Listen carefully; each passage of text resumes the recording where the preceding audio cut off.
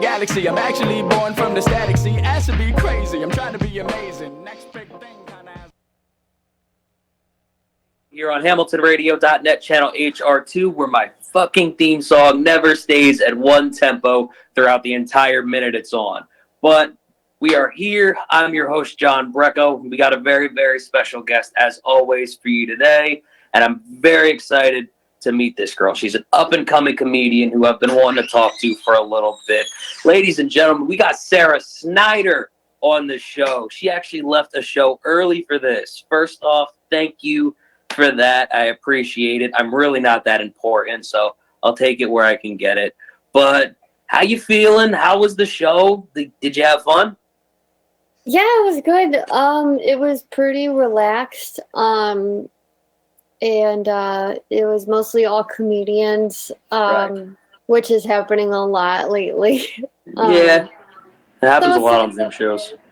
You know, there's been some shows where I thought it had been figured out, and then it's just comedians, and I was like, oh, okay. Right.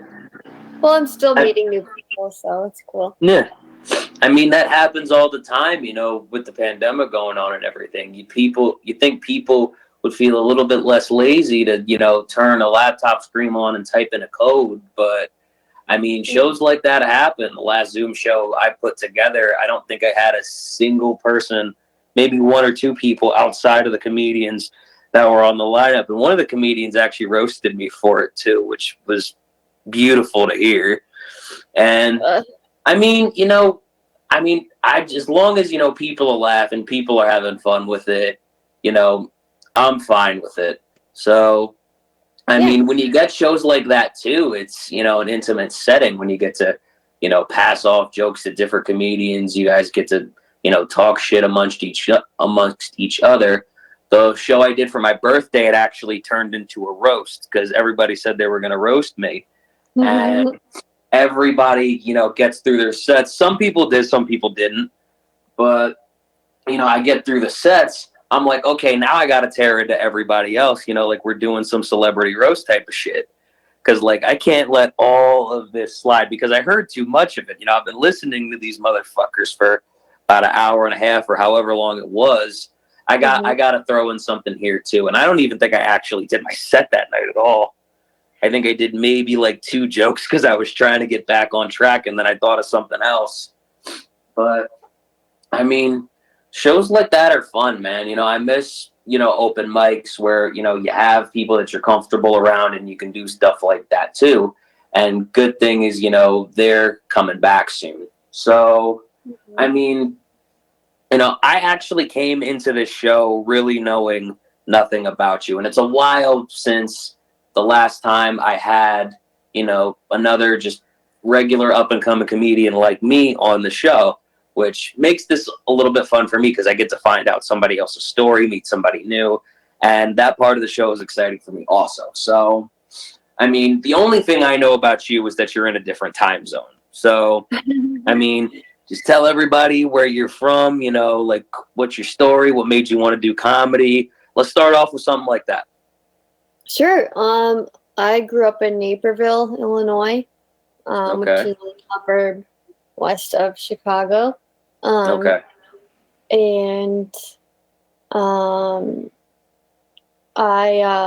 my dog is licking my hand right now. Is that what you're distracted by? Because you look distracted. I'm very distracted. She's very distracted. I mean, if you want to bring your dog into the camera, like I told you before, I can make fun of him too. Oh my God! Good luck making fun of this. Look at that brainless look right now. It's just like, wait, what's going on? Oh my God! How dare you, bro? Your dog looks like it's smoking weed in the corner before this. No, she would never. Bro, your dog looks so confused. She is 20. Like that's the same look because I have 2 cats living in my house. It's me, my girlfriend, and my 2 cats. One of my cats has that exact look on its face all the time, and it's the cutest thing, but it's one of the dumbest animals I have ever seen in my entire life. This actually happened. My cat saw something that piqued its interest when it was hanging out on the cat tree, you know, looking out through the window and shit, because that's what they do. And, you know, it just saw it there. just went full on sprint head first into the window. And I'm just sitting there like you don't have a thought behind those eyes. So I didn't have to worry about it affecting its brain because there's not that much there to begin with. Oh yeah. Yeah, I laugh when people say like, "Oh, this kind of animal is so smart. This one's so smart." I'm like, she like almost kills herself every day and she doesn't even know. Like, Hold on. What does she do? I'm interested. Oh, she doesn't know to be scared of cars. Like, she will eat everything. Stuff like that. That I'm like, if you eat too many raisins, you're gonna die. Like, I mean, I eat everything too, so I really can't criticize your dog that hard for that. Everything off the ground, though. Like, oh no, not that. I do observe the 5-second rule though, so I will say that. I'll admit that about myself. But when you look at my body shape, you kind of figure out why. Dude, I'm so fat when I see people with widow's peak haircuts. I think of the McDonald's symbol. Really? First thought that comes to mind. That's funny. My God. When I get married, whenever that is, I don't want to be like Mr. and Mrs. I think that's basic. You think I should go with something like Lord and Lady? No. No? Oh, no. Wow. I brought the basic white girl on the show and expected a different answer. What do you mean? I mean, I don't really know you, so I don't even know if that's true. But, I mean, why did you want to do comedy? What made you want to do it? Let's start off there since I'm telling shitty jokes that you're not laughing at. So, yeah, when I was like 8 years old, I wanted to be a stand-up comedian after I saw like Chris Rock on TV. Okay. And watched Saturday Night Live, and it just made complete sense to me. I was like, you can do that as an adult, like that can be your career. Mm-hmm. And I just really like making other people laugh. Yeah. I just thought it was such a great thing to be able to do for people, especially people who are like having a rough day or something, and just to get them to laugh, like, it's I don't always like.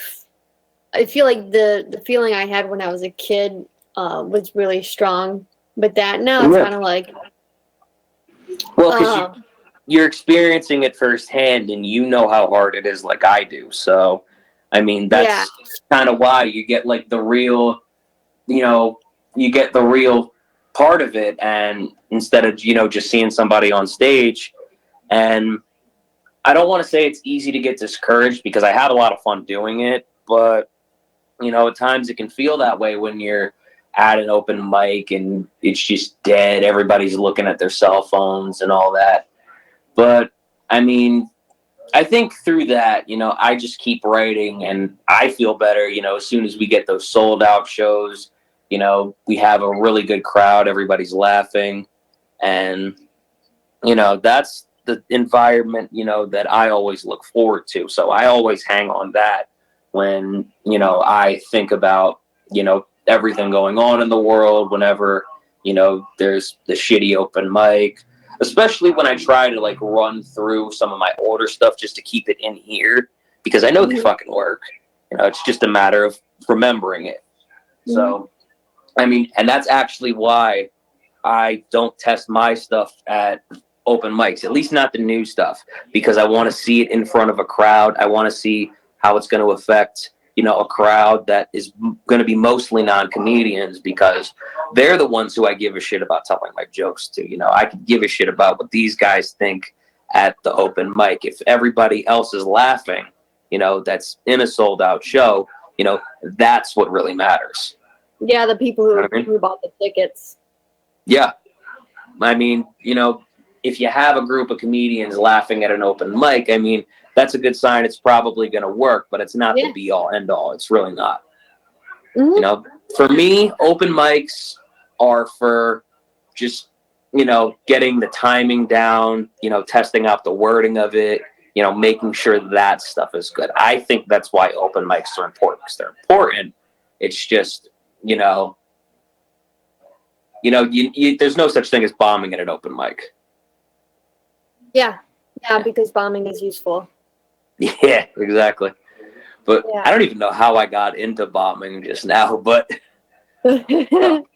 so you've pretty much had this dream for like your entire life. Hold on. Before, we talk a little bit more about that, is Chris Rock your favorite comedian, or is it somebody else? I have like a handful of other ones. Chris Fleming is a favorite one. John Early is amazing.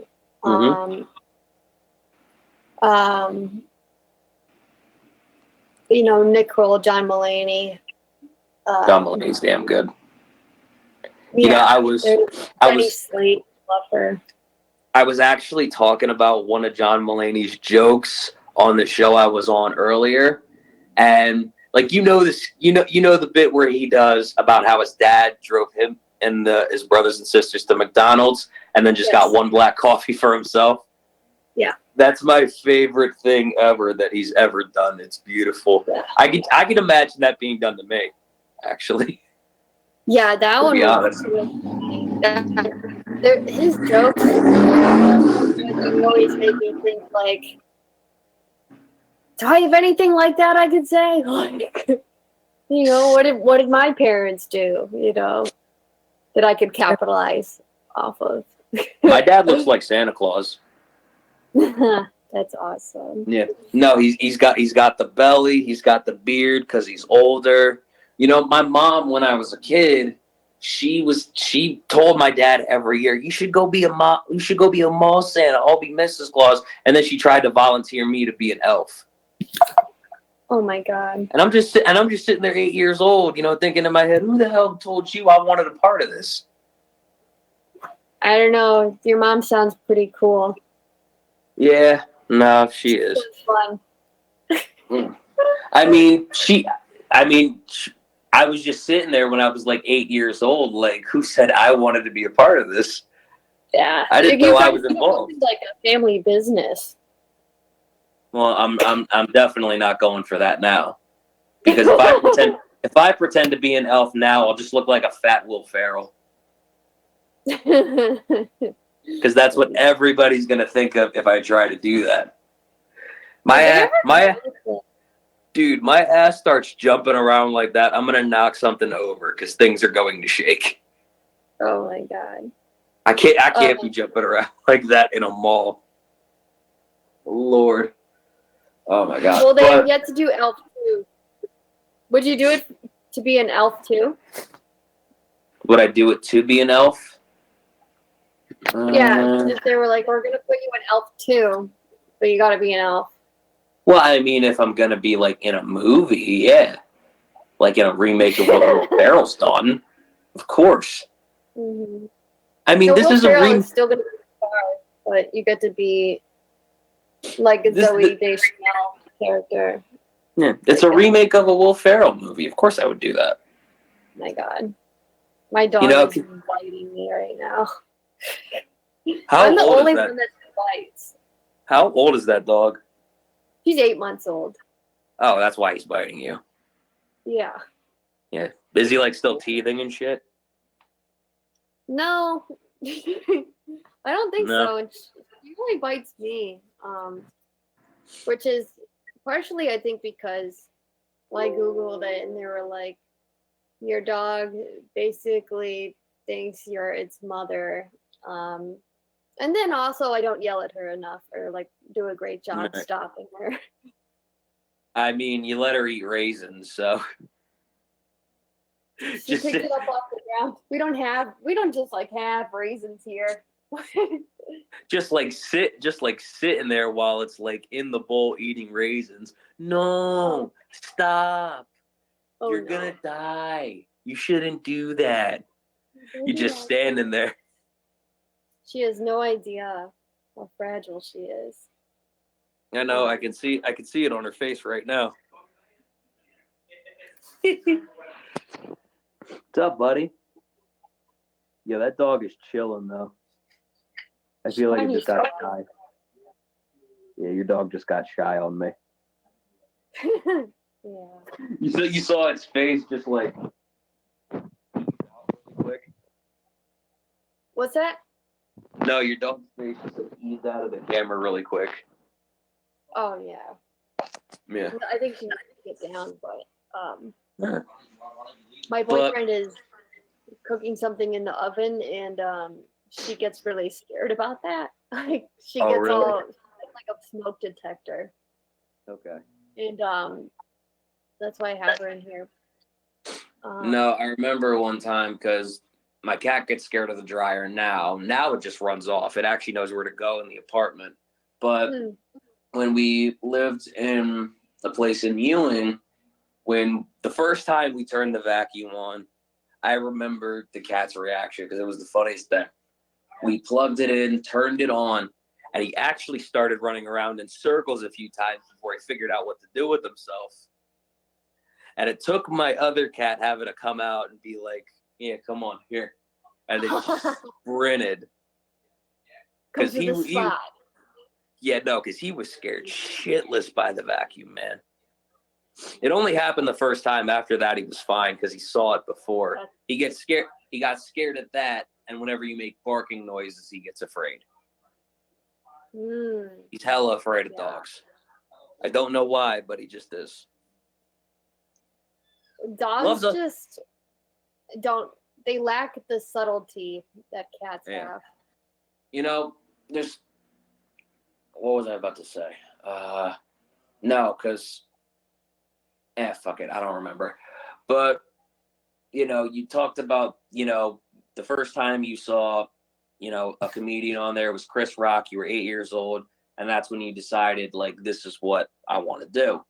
But how did you start getting involved with stand-up comedy in the first place? Because I doubt it was when you were 8 years old. No, because then, like, in school, they don't make it, when they're going through, like, taking you through, like, career stuff, and they never, I feel like they don't make being an artist of, like, any type, like, doable. Like, it's gotta be, like, something, I just don't see anything on there, like, musician, like, in a band, or, like, stand-up comedian. That was not a choice. And I just, like, being young, I didn't want to, like, tell people I want to be a stand-up comedian because I was afraid that they would, like, laugh at me. I get you. Or be like, oh, you can't do that, or, like, you've got to do something else. But then, like, eventually I started college and, like, started going for, like the medical field. And there was just no excitement in that for me. Like, I was like, okay, so I can see where this is gonna go. Like, I'll have this steady career that I have no passion for, and then I'll just live in the suburbs the rest of my life and have, like what do I do, like, something super boring. And I was like, that depressed me. So I did a lot of, like, journaling to help with the depression and anxiety that I was having. And eventually journaling, I realized, like, oh, what I actually like doing is making people laugh. And I haven't really given that a fair shot yet. So, and then I took, like, an improv class at my college and started doing stand-up in the suburbs.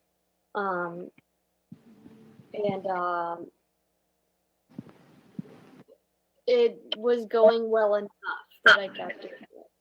So. Yeah. No, I got you. Wait, who's the Asian guy in The Hangover? What's his name again? I don't know. You know who I'm talking about, though, right? I do, yeah. I think it's like Ken something. I forget, though. Yeah. But no, it's you got me thinking of that because he was actually a doctor before he started doing comedy himself. So I was gonna say if you were able to finish like medical school, if you just were feeling it a little bit more, that could have been like the same kind of thing. Yeah. Yeah, I guess it could have happened just later.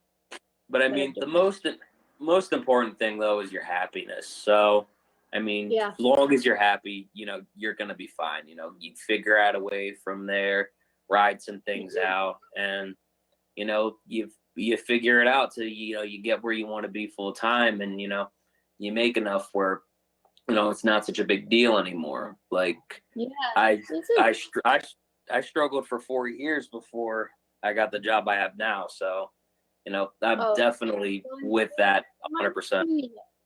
Sorry, do you mind if we pause for a second? I have to hand my dog over to my partner. Is everything okay? Yeah, she's just wants to go outside. Yeah, no, if you need a second, that's totally cool.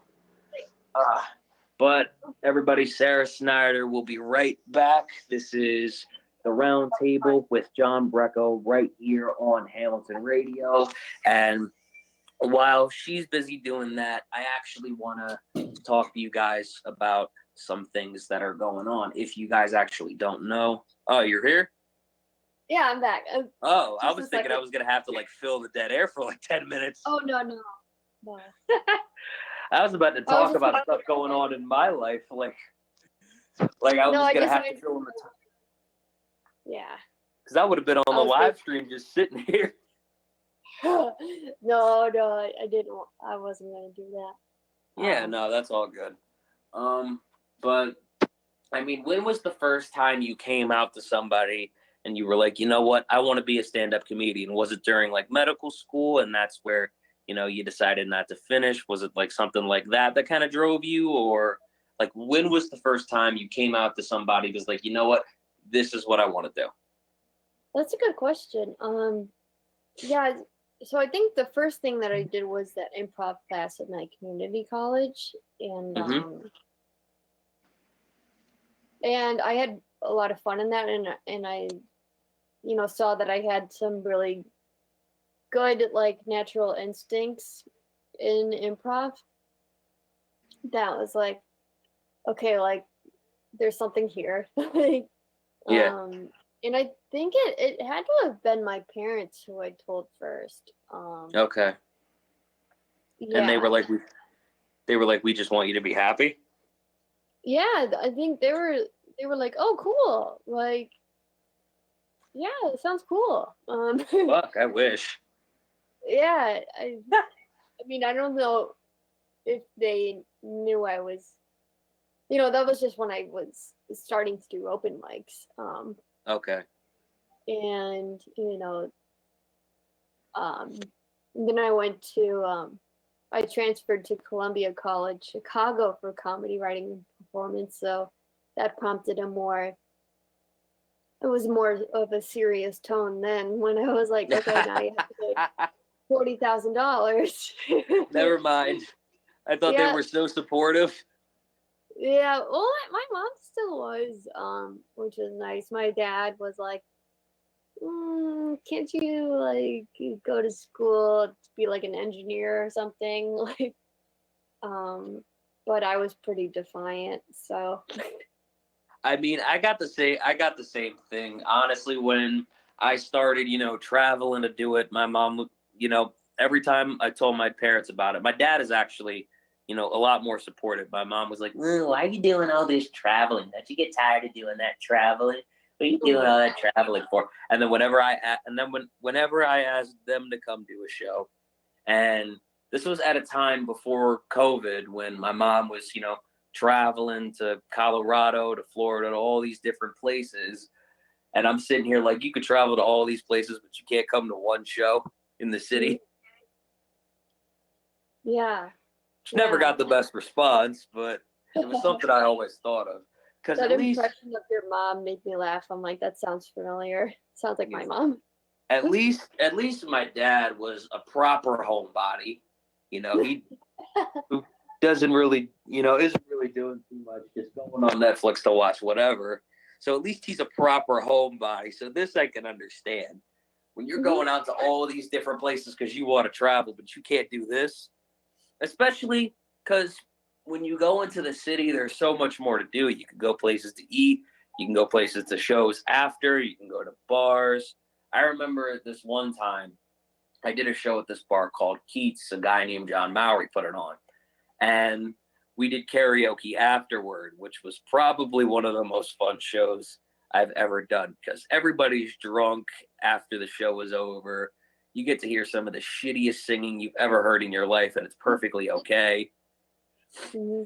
And, environments like that are fun, man. If you can get me to stay at a show for more than an hour after, I had a good time. Mm-hmm. And which city is this that you're referring to? This was in New York. Oh, really? Yeah, because I live right now probably driving distance about an hour and a half away. Oh, cool. Where in are you in New York or New Jersey or? Right now, I live in Mount Holly, New Jersey, and I work a little bit further south in Franklinville, like 20 minutes outside of Atlantic City. Oh, cool. My boyfriend's from Montclair. Is he really? Yeah. Oh, shit. Mm-hmm. I went to one Mexican place there one time, but that's really the only story I have about Montclair. Yeah, I visited once so far for Thanksgiving, like 2 years ago. And we went to New York for a day. We wanted to go there again this Thanksgiving, but it was like really safe Yeah. to do. Yeah, New York's fun, but I actually haven't been inside the city now in a year and change. Probably February 2020 was the last time that I was able to go to the city. I've been to Brooklyn, during the pandemic because there was a couple comedy clubs open up there, and I went to and I did a couple shows, but I haven't actually been in like the city. So, I mean, I miss it, man. Honestly, one of the most off-putting things that I had to, experience firsthand to realize how off-putting it would be was probably riding the subway. Because, when you went to New York last time you went to Montclair to visit, I'm assuming, if you took the subway, it was packed, right? Or if you took any type of train. Oh, it was on like a Friday night, so it was not packed, but There was people there. Yeah, there's a lot of people. Yeah. You take the subway at like 5, 6 o'clock during the pandemic, and it's about what it would look like on a Friday night. And then you take it around 10 o'clock, and you might have a car to yourself. Like there's nobody there. Wow. Like it's one of the most eerie things that you have to experience, firsthand to realize, how off-putting it is to really understand this shit is done. And I never thought I would miss being packed in a subway car. But I rode one time by myself. I'm like, this is even worse. Holy shit. This is weird. Yeah, there's in Chicago we take the L or the red line, whatever. Okay. And then sometimes you would be, depending on the time of day and what day, like you could be the only person on a car. And as a woman, it's always kind of like, I mean, guys get mugged, but like, yeah. It's just like you, like, fuck, who's gonna walk on next? Like, yeah. I mean, I'm a big dude, and that was weird to me. So I can only imagine. Yeah. I think for me more so, it was like I've never seen this. This is weird. It was off-putting for me in that way because unless somebody's got a gun, I'm not really too worried. But it was, I forget the word I used to describe it to somebody else one time, but I just was not comfortable. Although I'm probably I don't mean to interrupt you, but I'm probably going to say the opposite once it starts getting crowded again, because probably the worst train ride I've ever had was Halloween. This was actually a few years before I even started doing comedy because I went to school up in Jersey City, and it was like a group of like 5 or 6 of us, and it was Halloween night. So the trains were absolutely packed. Everybody was in there like sardines, shoulder to shoulder like this, and I'm just sitting there, trying to get through with the drinks that I bought in the city. And I remember one of them spilled because, it was like Mike's Hard, and it was like a ghetto ass package that it came in. And Mike's Hard. Somebody else wanted it. I had a Okay. girlfriend that drank it. I was gonna say, don't judge me. I bought beer, but that's what I was carrying, and I still feel the judgment. You can't even look at the camera straight. It wasn't for me. Now I'm just judging that girlfriend you had. Oh, that's fine. You can judge her all you want. I do that now. But, yeah, but one of them, fell out of the ghetto ass container it was in and spilled all over the train. And a couple people looked over. I heard a couple people make noise like, whoa, whoa, because, getting a couple of drops of Mike's Hard on your cankles is really going to fuck up your drunk ass night. Mm-hmm. And I'm just sitting here like, yeah, that was me. Like, there's no point even denying it. I'm the only one holding beer there. Everybody's gonna look over eventually anyway. One of the girls that was, in a group next to us was like, I love how you were like, that was me. I was like, there's no point in not admitting it. These people are gonna figure it out eventually. They're not gonna remember. When there's a bunch of people who are all right next to you, like, what the fuck, and you're the only one, like, sorry. Yeah. I mean, there's not really much of a point in even lying about it at that point. If you're the only one sitting there holding something, it's like, you're holding anything else and like saying like, oh, I didn't do it. Mm-hmm. Oh, it wasn't me. Like you're caught in the act almost. That's what it's like. Packed in there, right? So. Yeah, no, it was fucking packed. So anything could have caused it. It could have bumped somebody. Whatever the package, was made out of, it just may not have been able to hold it. So I don't really know, but all I know is a couple people, had a Mike's Hard stain on, a dress, pair of pants, or whatever fucking costume they were wearing. They probably looked at it the next day because they probably fell asleep what they were in. Why is this stain here? If people still have their pants on, because I woke up one New Year's Eve and it took me 3 hours to find my pants. I remember this. And I'm asking. No, and I'm asking everybody like where it is, because there was this one friend of that ex that had a big house. So I'm sitting there trying to ask everybody like, hey, has anybody seen a pair of pants anywhere?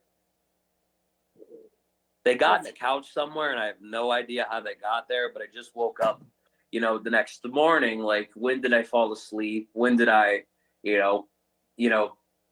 take my pants off or get undressed or any of that? And everybody has that one drink that they have where, stuff like that happens. I've heard a lot of people say Fireball. For me, it's Black Label. Yeah. I can't. Why do I feel like there's a memory or two for you too? I just, yeah, that's all. I don't drink anymore because I did too much, and so they all kind of gross me out now. Oh, all of it grosses you out? Okay. Especially those ones. Yeah, that's fair. I mean, are you even a big drinker right now, or have you had too many of those nights at this point? I used to be a huge drinker, and then I had to stop. Okay. I don't want to bring that up if you're not okay with it, but so I'll get into a little bit more fun of a story. Do you have any like drunk stories that you're comfortable talking about, or? Well, my last drink was Fireball, which was okay. If I knew it was going to be my last drink, I would have had something else. That's fair. I mean, Do you remember anything that happened or? Nothing. Nothing fun, really. No, all right. Yeah. I mean, I always you went know, overboard. So. honestly, I'm in kind of the same boat as you because I got a DUI 3 years ago, and I really haven't gotten drunk too many nights since. There was this past Halloween, and since then, yeah, there was this past Halloween, and then there was one night we had a friend over, and apparently next morning they told me I started crying over women's rights, which is something that I normally don't cry about. No way. So that's what I said. I couldn't believe that this happened because that's not something I normally do, and I'm like, what the fuck? Are you serious? I think they're fucking with you. They might be. There was one where went to visit my friends at the college that they were at. And like it was Halloween, and we bought this gigantic thing of Jaeger, and like I got like blackout drunk Oof. like 1 hour in. On some Jaeger bombs. And Oh, your stomach was torn up the next day. I bet. probably. But so I guess they dropped me off back at the apartment, and then they went on partying, and like I remember them like later on coming back, and for some reason I was laying like just inside the door but had my legs like propped up on the door like I was trying to keep it shut. Oh my god. Like you were just trying to keep somebody from going in, so you were like butt first upside down. Yeah, I have no fucking clue. Oh my god. So you just woke up like that? Yeah. Maybe like my body knew that like, okay, this isn't safe. Like you need to at least like barricade the door. Maybe. Yeah. You're putting a whole new meaning of that Beyonce song though. Be honest. Woke up like that. Just upside down, propped up against the door. Oh yeah. Oh man. That's That's annoying. all you just remember how you woke up though? Yeah, and then they told me later on some other things that happened, but that one I remember the most because like it was just ridiculous how I got like all dressed up, like ready to party and go out, and then Right. like wham, 1 hour in. I was about to say that kind of ruins it for you almost. Yep. I had a Yep. birthday. Fuck. I honestly had a birthday like that where I started drinking like right after class. I think I was turning 19, and I started drinking after class. Me and my boy just bought like 20 of these like tiny little Fireball bottles that are like $1 at the liquor store. You know, because we had a liquor store that didn't card. So I don't mean to gross you out with the Fireball, but that was my poison of choice. That choice. But I remember we went through all of them, plus a big thing that we bought of it, plus the couple beers, and that was before we even got to the dorms down the hill from where we were. And we started hanging out with everybody that night. And apparently, I had Jello shots that night. That was the first time I ever had Jello shots, which I don't remember. Like the first time I remember having Jello shots was this past weekend. I bought one for $1 just to try it at a place I go to get nachos. And they were like, "Hey, $1 Jello shots. All right, I'll give one a shot." And that was the first. No, go ahead. They just had some at like a family friends party a couple of times when I was younger, and then I would like. They must have put like such a little amount of alcohol in them because I had like a handful and they did nothing. Yeah. I was going to say, I don't think I had much in mine either because it just tasted like Jello. Yeah, like it's kind of weird. Probably. No, I get you, but probably one of the coolest things I had in AC one time I went, they had this place that sells alcoholic donuts. Like they just have it like in the alcohol with the cream and everything, and you could actually taste it, like as you're eating the donut. It's not like overwhelming, but like you can taste it there, like you know it's there. Yeah. So I was like, "Yo, this is cool as fuck." Because I did have alcoholic wings one time too, but I didn't taste anything. So I don't. Yeah. So I don't put that on the same level as the donuts. Yeah, that's pretty cool. Yeah, I think you got to taste it at least a little bit to know it's there, to like for it to mean something, you know. Yeah. I mean, I feel like this is just me spitballing. I feel like wings are one of those things you could probably put beer into. I don't know how much of a beer person you are, but I haven't drank any alcohol in like 4.5 years, so. that's fine. I pretty much do it just casual now. You know, because I was so stupid back when I was in college that I'm surprised I never got in any trouble before I did. So. I know. Me too. Yeah. Just narrowly escaped. Yeah. Right. I'm like, I don't know how I never got in trouble, but thank God. It's like people. It's like people when they talk about like Mardi Gras or some shit like that. Because I had a couple people talk to me about it before and about how they barely survived it. Which I mean, I've never experienced it because you know I decided to be a stand-up comedian on the radio, so I'm a little too poor to travel. But how's the show going, man? What? How's the show going, man? You doing good? All right. I like it. Yeah, I didn't mean for that. I'm sorry. I just saw someone else coming out. But I mean, yeah, no, I don't really have the money to travel. Although I did think of something really quick. You know, I do honestly, when everything is over, if I can scrunge up the money to travel, I genuinely do want to travel because, this is the way I look at everything that's happened as a blessing because I've gotten to meet so many people, not just in the United States, but around the world.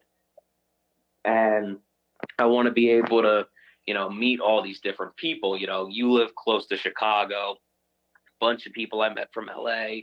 There's plenty of people in the Arizona area that I met. My dad loves Arizona for some reason. I don't know why, but like he has fucking land out there that he forgot about and everything.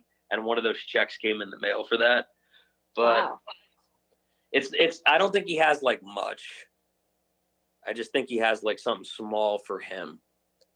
But yeah, but there's a bunch of people in Arizona that he forgot that, that I met that want to meet. I think there's one person from Nebraska, a couple from Oklahoma.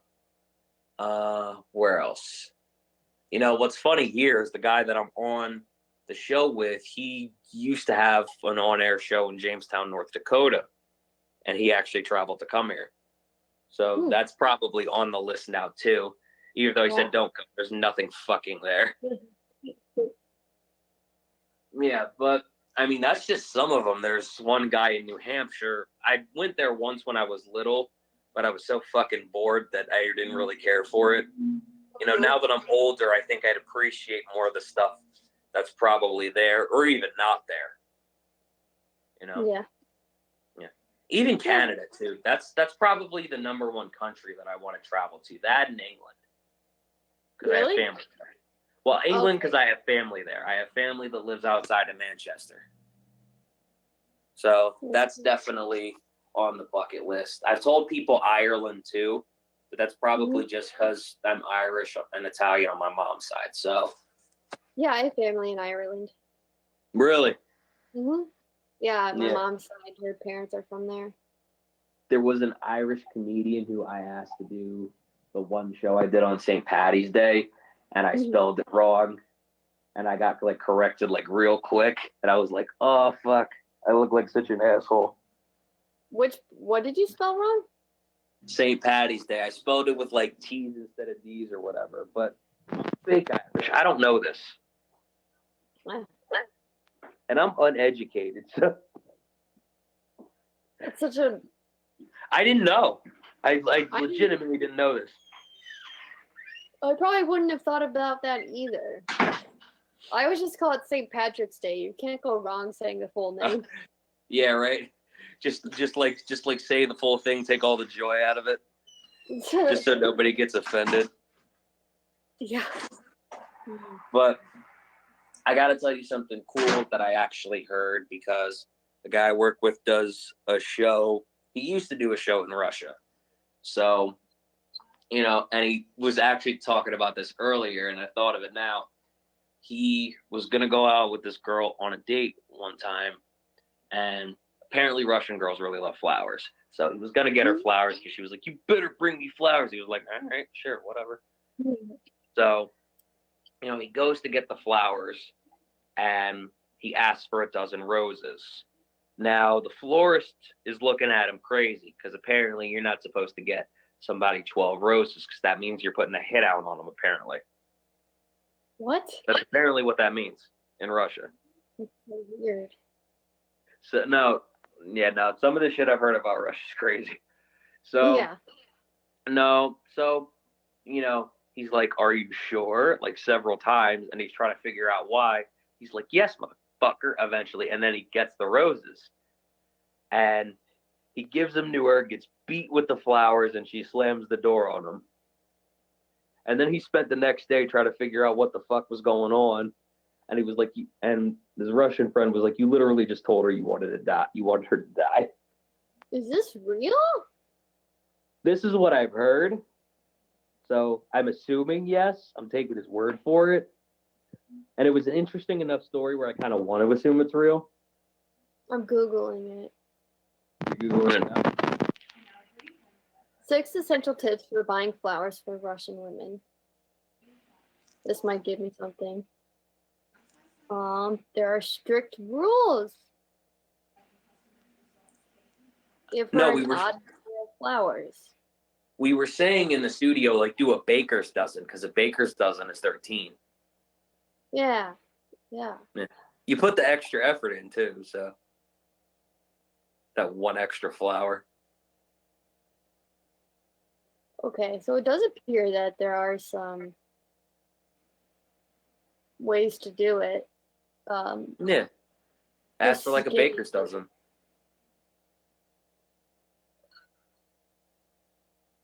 You got this. Do you ever buy flowers for your lady? Wait, are you asking me? Yeah. Of course I buy her flowers. Aw. Yeah. And her favorite is roses. I had one person who loved lilies, but I'm glad I can go classic now. So, yeah, I just feel like that's something you got to go the classic route with. That's just me. I'll take it. I'm like, you'll just take flowers in general. Yeah, I'll be like, just oh my God, you got me flowers. Look at this. I see. Just get like a thing of like all the fucking flowers in existence, just like one of each. Yeah, I think it's the thought and the effort that counts for me. Why is he throwing that like a football though back there? Because I just noticed that. Yeah, I'm not sure. Like he's throwing it like he's about to throw a perfect spiral. Yeah. But let me ask you this, because I know you said Ireland was on your bucket list. So this is a little bit of a two-parter. So tell me some places that you want to travel in general, and then tell me some places that you want to travel to do comedy at. In general, probably I haven't done much outside of the country. I think Italy would be a great place to start. I like it. Yeah. Maybe like Argentina sounds pretty cool. I have a friend who's from Argentina, or somebody that I used to go to school with. Yeah. And then generally Europe, just all over. I want to see. Yeah. And then for comedy, I want to do.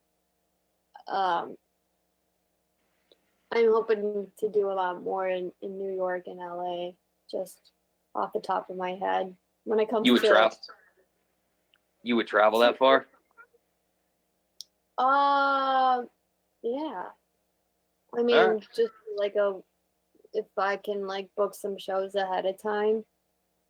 I like it. I mean like in the near future, not like Yeah.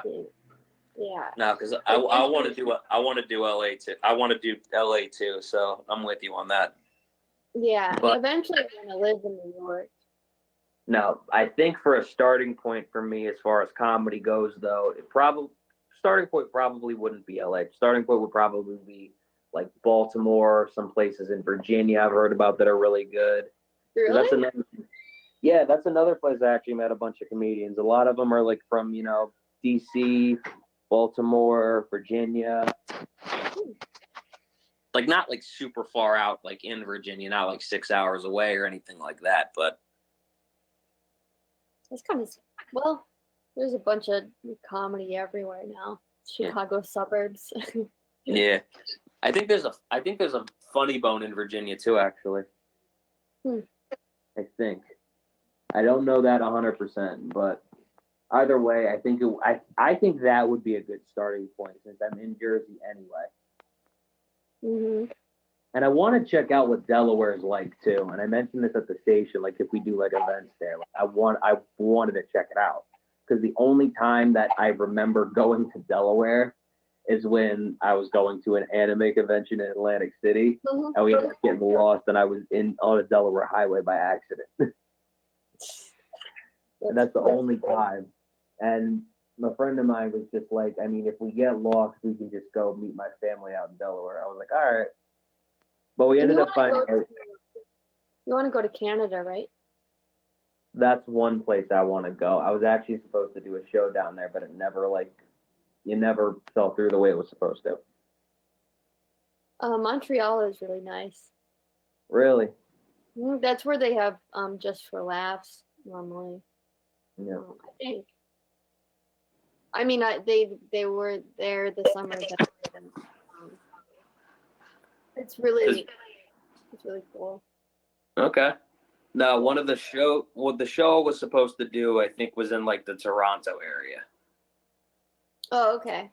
I almost worked out there at one point, like on like a sports station, which is kind of crazy to think about now because, I'm sitting there with like immigration papers trying to figure this shit out. And it's just like, I mean, it didn't end up working out because they probably would have had to wait for me for a little bit, but everything kind of worked out, I guess, the way it was supposed to. So, I mean, I'll probably find my way there eventually. Yeah, maybe. How old are you? I'm 26. Oh, me too. Really? Yeah. When is your birthday? You first. I went first last time. September 30th, 94. I'm January 30th, 95. So I'm older than you. you're exactly 4 months older. Yeah. That's cool. That's funny. So does that make you Aquarius? Aquarius? Mm-hmm. Oh my God. Are you like really into astrology? I am really into astrology. Oh, fucking hell. All right. Can I ask why? Well, let me ask you, are you familiar with your birth chart? Yeah. This whole I had somebody do it before. Like you mean like the rising and like the moon and the Mercury and all that? Mm-hmm. I can tell you everything up to Mars because somebody actually did this for me. Really? Okay, tell me what you know. Okay. So Aquarius is obviously the sun sign. Mm-hmm. My rising is Cancer.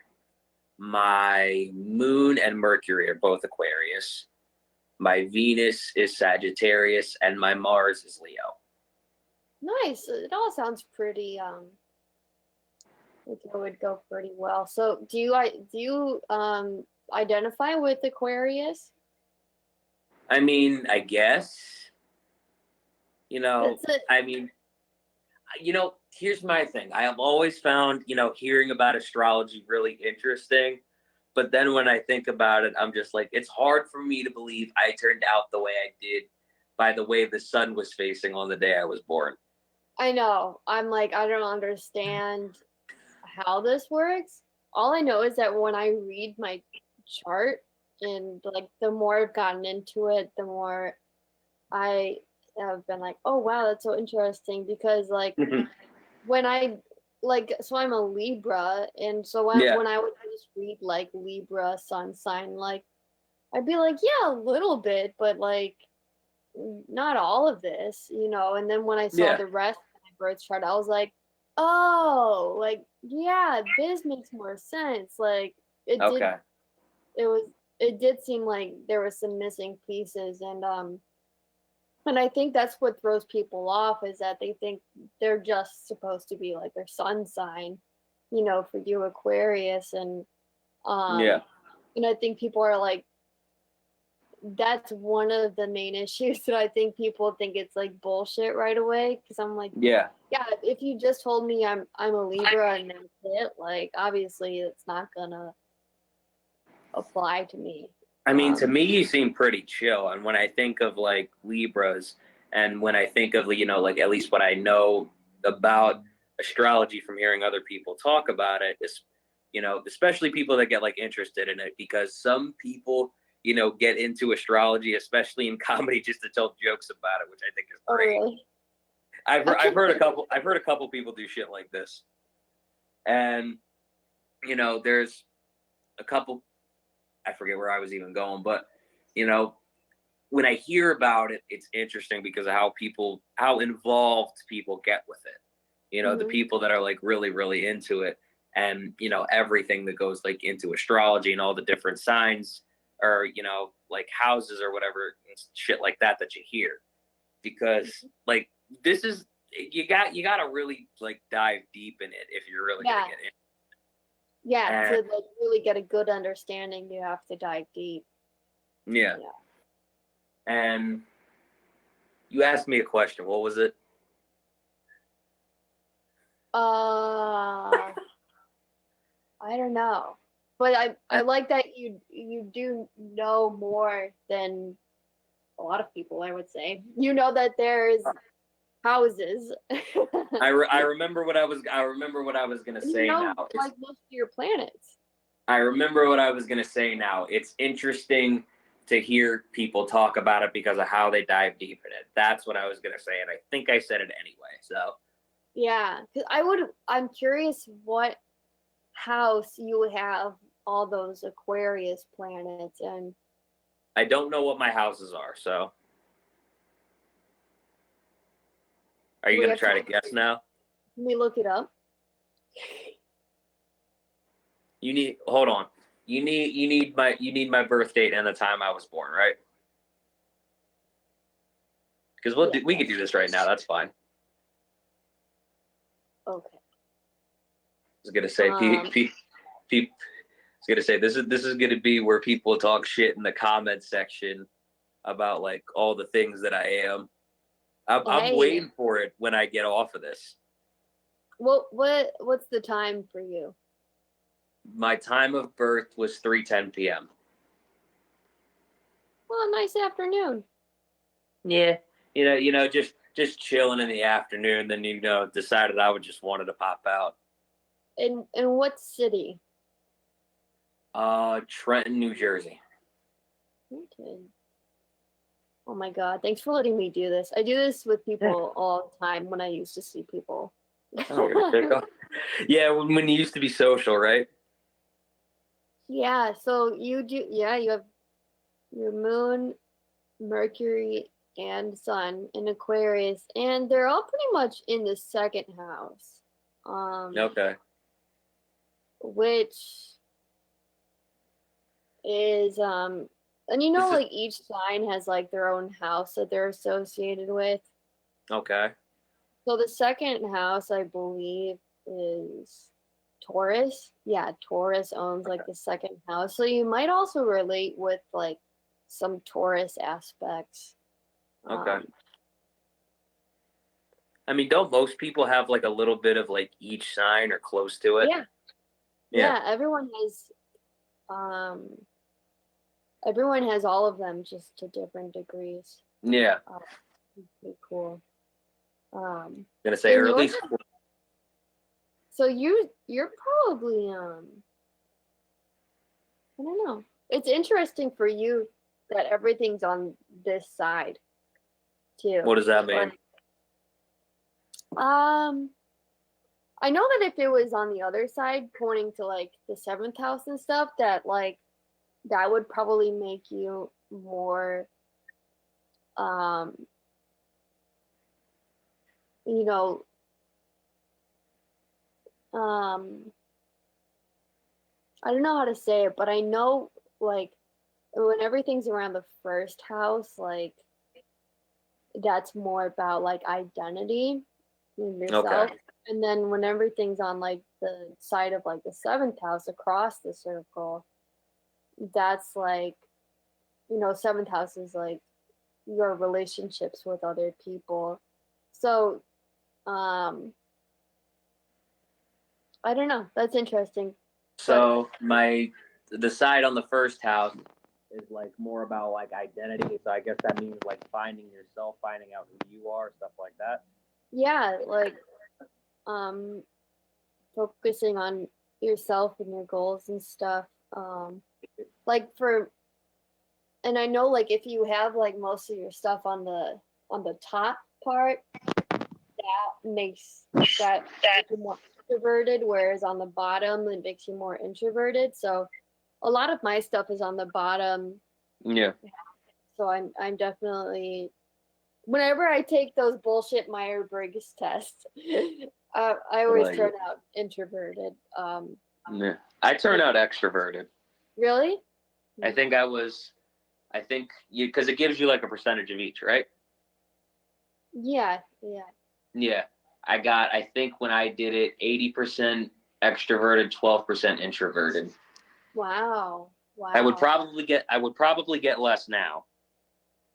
Wow. Because I feel like when you're older, you get more of an attitude of fuck people and fuck everybody. I think so. It's like it's kind of a weird test because I'm like, Yeah. it really depends on my mood. Like Yeah. that, and like this new like Enneagram thing everyone's talking about. Have you heard of this? No. This Enneagram personality test where there's like maybe like 8 or 10 different types of people, and like it's by number. And I swear I've taken it several times and I always forget what my score is, but I'm pretty sure they're always different. It's like the Facebook test, I feel like. Yeah, but at least with astrology, your chart's always going to be the same. Yeah. No, that's every time you look up somebody's birth chart, as long as they give you the same shit. Yeah. Yeah. No. But I like it. It helped me to kind of understand myself a little bit better, and I think that was helpful for me. And it's kind of valid. I'm like, you know what? This, it makes sense that I'm like this, and I don't know, kind of be more, not blaming astrology for my behaviors, but shows me like potentials of like who I could be and where what I could work on possibly through constellation.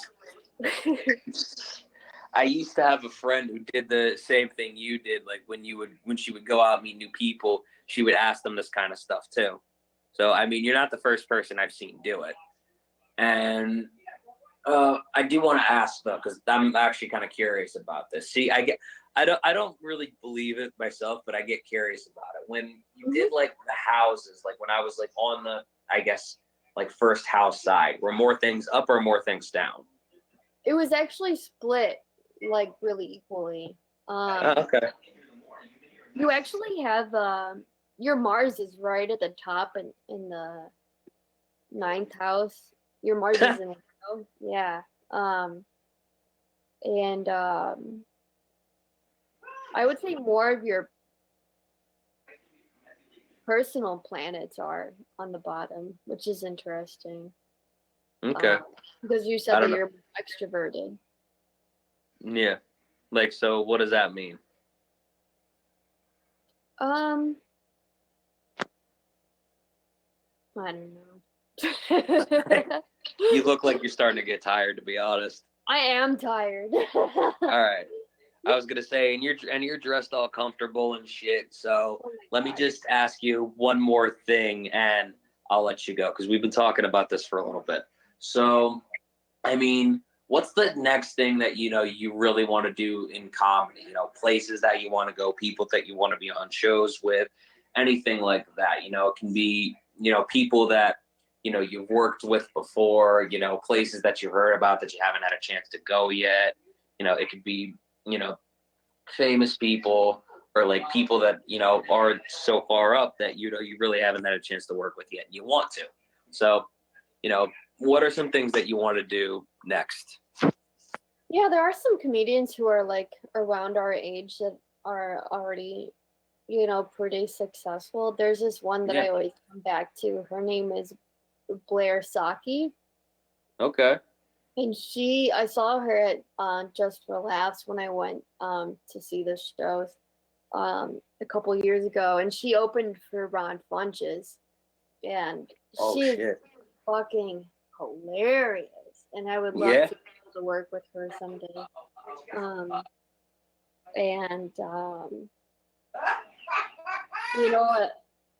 I'm getting my second vaccine pretty soon, and so I'll be ready to. I'm hoping to, really hit the clubs in Chicago after this. Oh yeah. I was shy about it before, and now I'm like, okay, like I just have to do it. I was gonna say I could see it in your face. Insert fish shaking here. Yeah. So I'm a little nervous to go back to in-person stuff after it. And the commuting kind of sucked, but it's always gonna suck. Yeah.